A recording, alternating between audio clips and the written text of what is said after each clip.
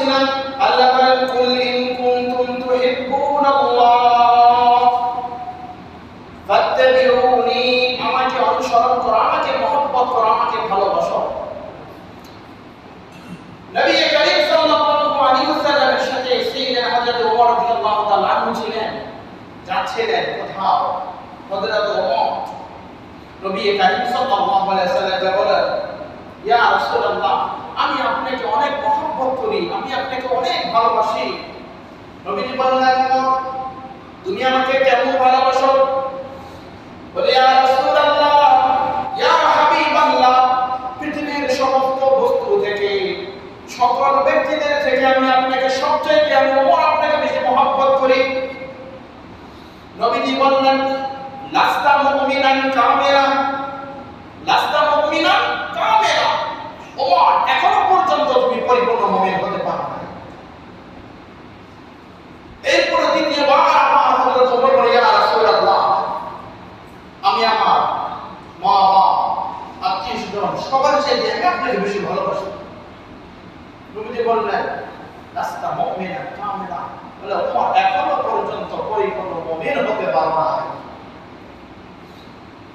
হাদিসের বর্ণনা আল্লাহর হাবিব বলেছেন, ওয়াল্লাযী নাফসি বিয়াদিহি, ওই সত্তার কসম যার হাতে আমি মুহাম্মাদের প্রাণ রয়েছে, ওই আল্লাহর কসম করে বলতেছি, ওমর যতক্ষণ পর্যন্ত তুমি তোমার মাতা পিতা, তোমার সন্তান সন্ততি, এমনকি পৃথিবীর সমস্ত মানব জাতির চাইতে আমি মুহাম্মদকে বেশি ভালো না বাসবে, ততক্ষণ পর্যন্ত ওমর তুমি পরিপূর্ণ মুমিন হতে পারবে না।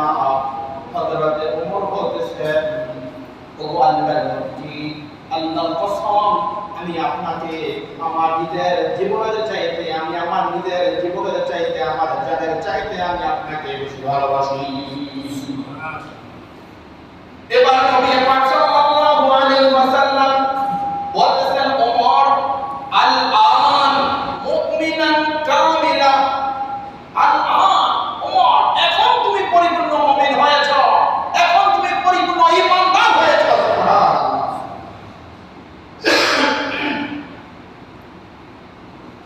হাদিসের বর্ণনা নবী পাক সাল্লাল্লাহু আলাইহি ওয়াসাল্লাম বলতেছেন, লা ইউমিনু আহাদুকুম হাত্তা আকুনা হাব্বা ইলাইহি মিন ওয়ালিদিহি ওয়া ওয়ালাদিহি ওয়ান নাসি আজমাইন।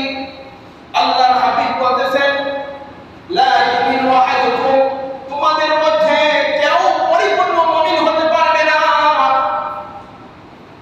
হাত্তা আকুনা হাব্বা ইলাইহি, যতক্ষণ পর্যন্ত আমি বিশ্বনবী তোমাদের কাছে অধিক প্রিয় না হব, মিন ওয়ালিদিহি ওয়া ওয়ালাদিহি ওয়ান নাসি আজমাইন, বলে তোমার পিতা থেকে, তোমার সন্তান সন্ততি, ওয়ান নাসি আজমাইন, এমনকি গোটা বিশ্বের সমস্ত মানুষের চাইতে আমি বিশ্বনবীকে বেশি ভালো না বাসবে, মহব্বত না করবে, ততক্ষণ পর্যন্ত তোমরা পরিপূর্ণ মুমিন হতে পারবে না। তাহলে নবীজির মহব্বত, নবীজির ভালোবাসা পুরো পৃথিবীর একদিকে, আমার সন্তান সন্ততি, মা বাপ ভাই বোন আত্মীয়স্বজন বন্ধু বান্ধব সব একদিকে হবে, আর মুহাম্মদ রাসূলুল্লাহর ভালোবাসা, মুহাম্মদ রাসূলুল্লাহর মহব্বত একদিকে হবে, সবচেয়ে বেশি হবে। সুবহানাল্লাহ। এই গেল এক হাদিসের বর্ণনা। এই হাদিসের ব্যাখ্যা অন্য হাদিসের মাধ্যমে, অন্য হাদিসের মধ্যে হযরত আব্দুল্লাহ ইবনে ওমর রাদিয়াল্লাহু তাআলা আনহু হাদিস বর্ণনা করেন, লা ইউমিনু আহাদুকুম হাত্তা ইয়াকুনা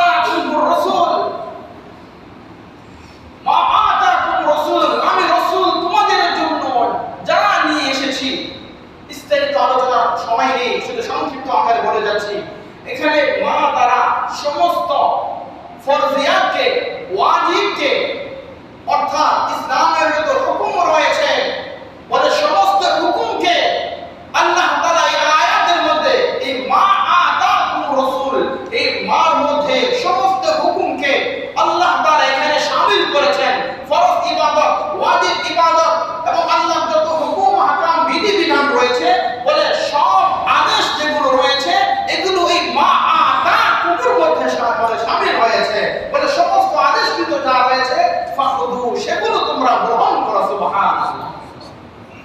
ওয়ামা নাহাকুম আনহু ফান্তাহু, আর আমি বিশ্বনবী যেগুলো থেকে তোমাদেরকে নিষেধ করেছি, যে সকল হারাম থেকে তোমাদেরকে আমি নিষেধ করেছি, স্পষ্ট হারাম থেকে, সেগুলো থেকে সুদ থেকে, ঘুষ থেকে, হারাম থেকে, জিনা, ব্যভিচার থেকে, অন্যায়, অবিচার, জুলুম, অত্যাচার থেকে নিজেকে হেফাজত করো, এগুলো থেকে বিরত থাকো। ওয়ামা নাহাকুম আনহু ফান্তাহু, বলে বিশ্বনবীর ঘোষণা হলো এই সমস্ত বিষয় থেকে তোমরা নিজেদেরকে পরিহার করো, এগুলো থেকে তোমরা বেঁচে থাকো। সুবহানাল্লাহ। তাহলে মোট কথা আয়াতে কারিমা অর্থ তরজমা এমন হলো যে তোমাদের মধ্যে কেউ ততক্ষণ পর্যন্ত পরিপূর্ণ মুমিন হবে না যতক্ষণ পর্যন্ত আমি রাসূল যে শরীয়ত, যে ইসলাম, যে দ্বীন তোমাদের কাছে নিয়ে এসেছি এই দ্বীন ইসলামকে তোমরা গ্রহণ না করবে। এটা হলো হাদিসের ভাষ্য। আর কোরআনের ভাষ্য হলো যে আমি তোমাদের জন্য যে আয়াতে কারিমার মাধ্যমে জানতে পারলাম যে আদেশ নিষেধ নিয়ে এসেছি এগুলোকে অবশ্যই অবশ্যই তোমরা পরিপূর্ণভাবে পালন করবে। তাহলে নবী পাক সাল্লাল্লাহু আলাইহি ওয়াসাল্লাম বলতেছেন, পৃথিবীর মানুষ তোমরা আমাকে মুহাব্বত করবে, ফাত্তাবিউনি, আমাকে অনুসরণ করবে। আমরা আয়াতে কারিমার তরজমা শুনেছিলাম সূরা আলে ইমরানের 33 নম্বর আয়াত। আল্লাহ বলেন, হে মুহাম্মদ আপনি বলে দিন যদি তোমরা আল্লাহ তাআলাকে ভালোবাসতে চাও তাহলে ফাত্তাবিউনি, আমার অনুসরণ করো। মুহাম্মদ সাল্লাল্লাহু আলাইহি ওয়াসাল্লামের অনুসরণ কিভাবে করব? হাদিসের বর্ণনা আল্লাহর হাবিব বলেছেন, মান আহাব্বা সুন্নতি ফাকাদ আহাব্বানি ওয়া মান আহাব্বানি কানা মাই ফিল জান্নাহ। নবীজি বলেছেন, মান আহাব্বা সুন্নতি, যে ব্যক্তি আমার সুন্নতকে ভালোবাসলো, আমার জীবন আদর্শকে ভালোবাসলো, আমাকে ফলো করলো, আমাকে অনুকরণ করলো, ফাত্তাবিউনি, সে যেন আমি বিশ্ব নবীকে মুহাব্বত করলো, ভালোবাসলো। সুবহানাল্লাহ। ওয়া মান আহাব্বানি কানা মাই ফিল জান্নাহ, আর যে ব্যক্তি আমি বিশ্ব নবীকে ভালোবাসবে, শুনে রাখো রে, আমি বিশ্ব নবীর ঘোষণা হলো কিয়ামতের কঠিন ময়দান ওই ব্যক্তি আমার সাথে জান্নাতে প্রবেশ করবে। সুবহানাল্লাহ। বিশ্ব নবীর সাথে জান্নাতে প্রবেশ করবে, চারটা কালিমা নাম আল্লাহু আকবার। হাজিরা যারা হজ করতে গিয়েছে মক্কা মদিনা যাওয়ার সময় আগে বলে যায়, বন্ধু এবার হতে যাচ্ছি, তোমার সাথে দেখা হবে, মোলাকাত হবে, কথা হবে, সাক্ষাৎ হবে। বলতেছে যাওয়ার পরে ওই বন্ধুর সাথে হজ সব কিছু করার পরে আরাফায়, মিনায়, মুজদালিফায় বলে সাফা মারওয়ায় কোথায় বন্ধুর সাথে দেখা হলো না।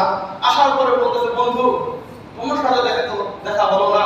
বলতেছে ওলামায়ে কেরাম বলতেছেন যে আরাফার ময়দানে কত কোটি মানুষ আর হবে, বলে এত কোটি কোটি মানুষের মধ্যে তুমি তোমার বন্ধুর সাথে মিলন হলো না, দেখা হলো না, সাক্ষাৎ হলো না, কথা হলো না, দিদার হলো না।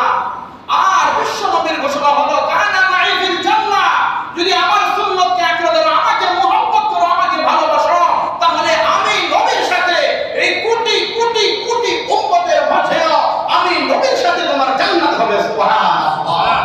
এই চাইতে মুহাব্বত, এই চাইতে ভালো আর নবী কি আমাদেরকে কোন বাণী শোনালে আপনারা এর চাইতে খুশি হবে না? এর চাইতে আরো খুশির খবর হলো নবী পাক সাল্লাল্লাহু আলাইহি ওয়াসাল্লাম সাহাবায়ে কেরামকে সম্বোধন করে বলতেছেন, আল মারউ মা মান আহাব্বা ইলাইহি, যার সাথে যার মুহাব্বত হবে বলে তার সাথে তার কিয়ামত হবে। কিয়ামত ওই ব্যক্তির সাথে হবে যার সাথে যার মুহাব্বত হবে, ভালোবাসা হবে। বলে সাহাবায়ে কেরাম বলতেছেন, ইয়া রাসূলুল্লাহ আমরা যদি আপনাকে বেশি মুহাব্বত করি, বেশি ভালোবাসি, তাহলে আমরাও কি আপনার সাথে কিয়ামতের ময়দানে, হাসরের ময়দানে একত্রিত হাসরের ময়দানে থাকবো কিনা? নবী বলেন, হ্যাঁ অবশ্যই